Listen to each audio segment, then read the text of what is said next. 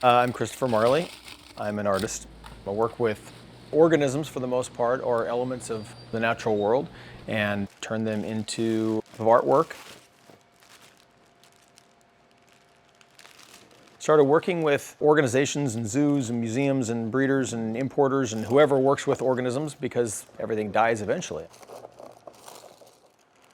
And when those things died, I would try to come in and take those organisms that had expired and turn them into something beautiful.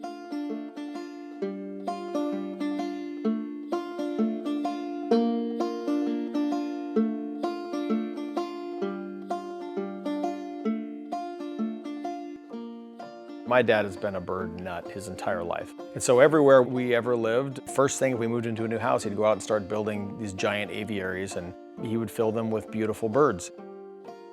Eventually birds die, and he didn't ever know what to do with the birds that would die. He would just put them in the freezer. Our freezers always had birds in them. I mean, the ice cream was packed in somewhere around the dead birds, and it was just normal. I started wondering if other people that work with different types of organisms that they dedicated their lives to feel the same way, and almost all of them do. All right. So as I would reach out to these people that work with different types of fish or sea creatures or reptiles or birds or whatever it was, they would almost invariably have dead animals in their freezer they didn't know what to do with.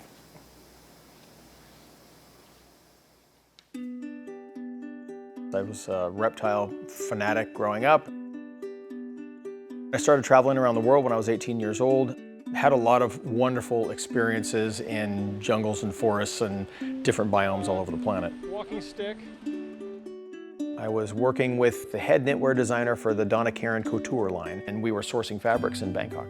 And I was strolling through a night market, and they had these terribly preserved, horribly presented beetles in these frames, and it blew my mind. I mean, I had seen these things in life-threatening situations a number of times, and it had always been terrifying, but I'd never been able to get up close.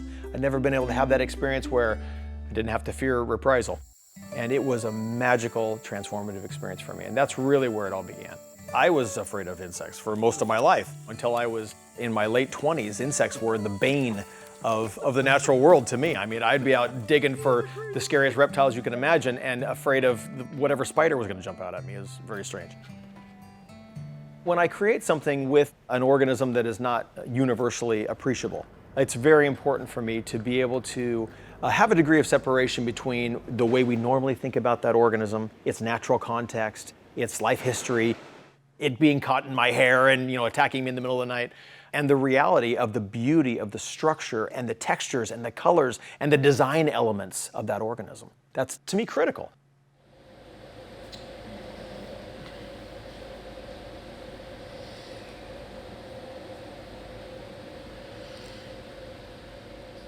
Things come to me, I have no idea what I'm going to get. I can't necessarily plan a piece and then go out and get those organisms. They're reclaimed. And so when things arrive, oftentimes they'll sit in my freezers for 5, 6, 7 years until I really know what that piece is going to be, and the organisms really inform the art.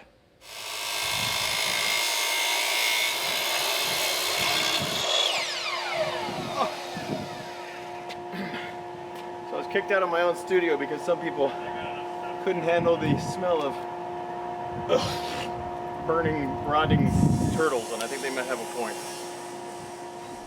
Invertebrates are relatively simple to preserve because their skeleton is on the outside of their body. When they die, they look pretty much the same as they did, even though their insides are all shriveled up. When we die, our outsides shrivel up and we look horrible, but our skeletons still look great. And so there's a lot more science and a lot more time involved. And it's been 2 decades of trial and error and some very serendipitous discoveries that I've made in being able to figure out how to preserve a vertebrate. Some processes that involve freeze drying, some chemical baths, and in the end, it can take up to a year for a larger specimen. It's not taxidermy. I'm not skinning the animal and then laying it over an artificial form. To me, it's important that you're seeing the entire organism. You're seeing the muscular structure, the skeletal structure. You're seeing that organism as it exists in the natural world. Not only does humanity have a right to interact in a symbiotic way with the natural world, but we have a responsibility to do so, and we have a need to do so.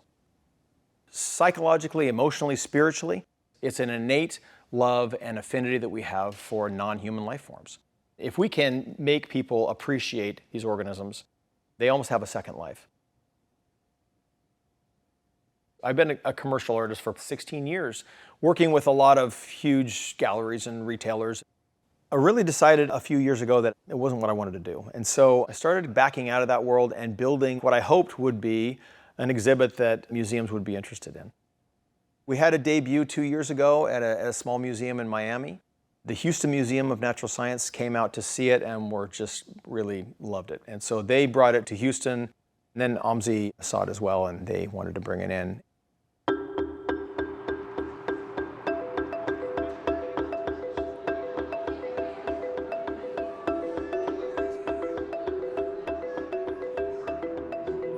The Exquisite Creatures exhibit is a dialogue of art, nature, and science. It's a little bit of that magical space between those three different elements of the human experience and what happens when we have an involvement in the natural world and it's combined with creativity and there's learning and there's science involved. There's something there that to me is more than the sum total of its parts, and it's something that's pretty magical.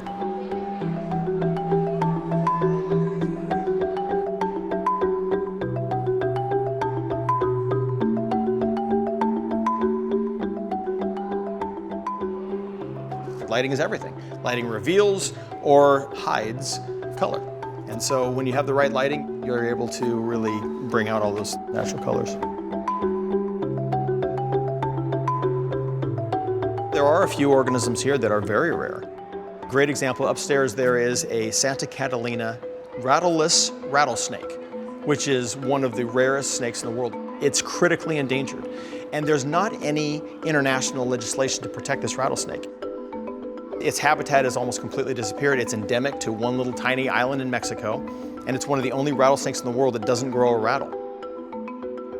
But to be able to tell that story, I mean, most people don't know there's any such thing as a rattlesnake without a rattle. Without attention brought to these types of organisms, sometimes no one even knows that there's an issue until it's too late.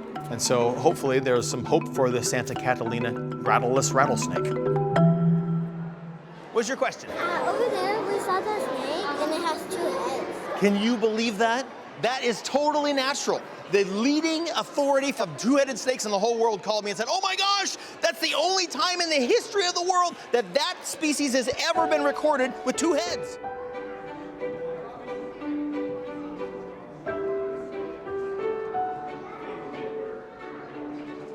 We're going to a school project, and we all got to choose if we wanted to go, and we all wanted to go to see the bugs and the colorfulness. Yeah. This is the highest level of engagement I've had of any field trip that I've done like this. Really been awesome for me as a teacher to see how excited they are about interacting with the exhibit and really thinking about it. For people to come in and to be able to have these experiences where they're connecting with each other, they're connecting with the natural world, they're connecting with their own creativity, it is priceless. I could not be more gratified and more excited about what's happening. It's pretty cool, huh?